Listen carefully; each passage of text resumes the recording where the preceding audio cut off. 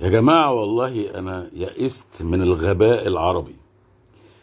واحد بعت لي، واحد من الحمير وما أكثرهم في وطننا العربي، بيقول لي: أنت عايز شباب فلسطين يدافع عن القضية الفلسطينية بعد ما سلمتوا غزة بإيديكم لليهود؟ إحنا يعني قلت له: والله أنت حمار وما بتفهمش في الجغرافيا. ليه؟ إحنا لو كنا سلمنا غزة يبقى سلمنا سينا برضو. إذا كانت سينا بعد غزة يبقى أنا سلمت غزة ولا تم احتلال غزة وسينا واتضرب الجيش واتكسر الجيش المصري كله في هذه المعركة؟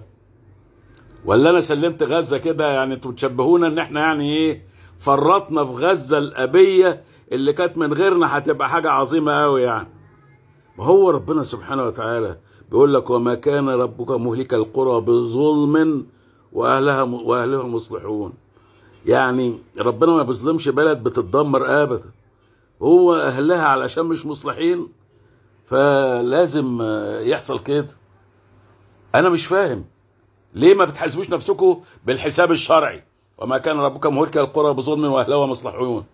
ليه ما بتحاسبوش نفسكم تقول لي ان انا سلمت غزة؟ الله، طب والعريش ما هي بعد غزة؟ طب والحد الاسماعيليه ما هي بعد غزه؟